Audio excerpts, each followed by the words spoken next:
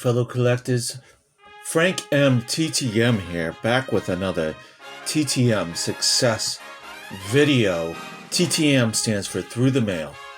These are Through the Mail SUCCESS autographs. Autograph returns from sports players, mostly. So welcome back. I have 3 to share today. Over the last several days, I've got 3 in the box, and I got 2 from Canada. My first return from Canada and 1 from the United States. So, alright, let's get right at it here. First in the box here, we have a 2 for 2 in 20 days, no fee, out of Canada. I don't remember what part of Canada. I'll write that down. But my very first return from the country, our neighbors up north here in the United States, and we have Mr. Chris Nieland. Chris Nieland on this 90-91 Sports Action in black ink for the set, and we have him on the 84-85 OPG. That's playing for the Canadians. His nickname is Knuckles. Let's talk a little bit about Mr. Nieland here. Christopher John Nieland was born on February 9, 1958 in Boston, Massachusetts. He idolized Bobby Orr and the Big Bad Bruins while playing youth hockey in the Boston area growing up. Drafted in the 19th round of the 78 NHL draft by the Montreal Canadiens out of Northeastern University, he was a 6-foot-tall right-handed shooting right wing. Nicknamed Knuckles for his fighting skills on the ice, he was a professional enforcer that played 13 seasons in the NHL with the Montreal Canadiens, New York Rangers, and Boston Bruins. He had 3,043 career penalty minutes, most by an American-born player. Just 9 players in NHL history have recorded more than 3,000 career penalty minutes. In 688 career games, he had 110 goals, 150 assists, and 225 points. He won a Stanley Cup in 1986 with the Montreal Canadiens. So very happy with this return here. Legendary Bruins player, Knuckles Nieland. So if you haven't watched it, there's a really good documentary where it's about Chris Nieland called The Last Gladiators.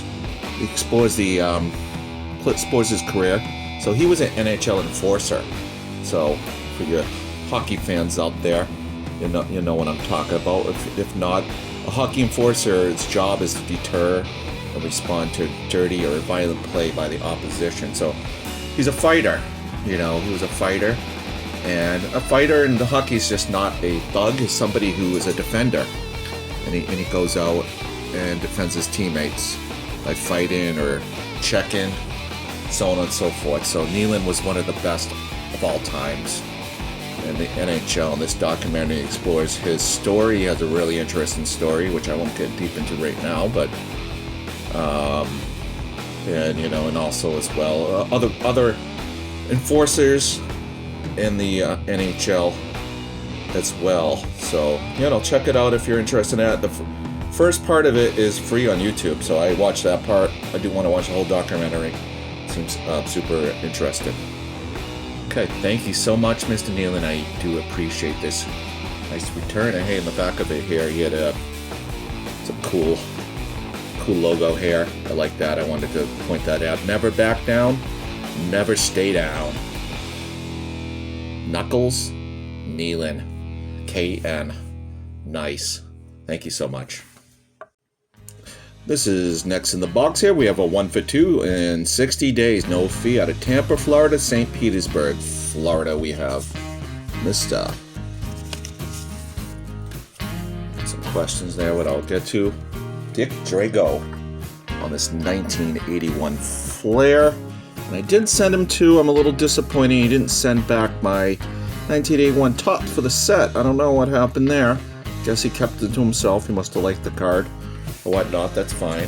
I'll have to get another one to send out to him at some point to add to that set. So let's talk a little about Mr. Drago. Richard Anthony Drago was born on June 25, 1945 in Toledo, Ohio. The At Woodward High School, he led it in basketball, bowling, and baseball, pitching 2 no-hitters as a senior. Signed as an amateur free agent by the Detroit Tigers in 1964, out of the University of Detroit, he was a 6'1" right-handed pitcher. As a starter and reliever, he played 13 seasons in the majors with the Kansas City Royals, 2 stints with the Boston Red Sox, with the California Angels, Baltimore Orioles, and Seattle Mariners. In 1973 with the Royals, he was 5th in Cy Young Award voting as a starter. In 1976, he gave it the last of Hank Aaron's then-record 755 career home runs. He was a career 108 and 117 with a 3.62 ERA. In 1975, he made his only World Series, appearing twice with the Red Sox as a reliever, included 3 shutout innings in Game 6. Many will remember Curt Schilling's bloody sock, Game 2 of the 04 World Series, but you might not know that Dick Drago had the first bloody sock in Red Sox history. During Game 3 of the 1975 ACLS versus the Oakland A's. So Drago saved 2 games and 3 games against the A's, celebrated on the field in the ALCS clincher. In Game 3 win, he took over for Rick Wise in the bottom of the 8th with Oakland down 5-3. But mounting a comeback with 2 runs in and runners on first and second with just 1 out. But he was able to induce a inning-ending double play in the 8th. In the 9th, A's player Billy Williams led off the frame with a line drive off of the shin of Dick Drago. Peter Gammons reports in the Boston Globe the next day. Through the sock on his left shin was blood from a line drive off of Billy Williams' bat in the 9th. On the play, the ball ricocheted between first and second. Cecil Cooper picked it up, fed Drago, and he slid into the bag ahead of Williams. All I thought of was, "Where's the ball? And get the guy out," said Drago. "My bandages? I love them now." So that was the first bloody sock in Red Sox history. With 2 outs, he walked the batter and was 3-0. That represented the time one before working the count back to 3-2 and forced him to ground out for the victory for the AL pennant. As you see here, I'll put up a newspaper picture here. This is Cecil Cooper embracing Drago, and there on the side there is Carlton Fisk jumping up in the air. So I thought that was a cool story, and he did answer some questions, which I always do appreciate. Asked Mr. Drago, who was your favorite teammate?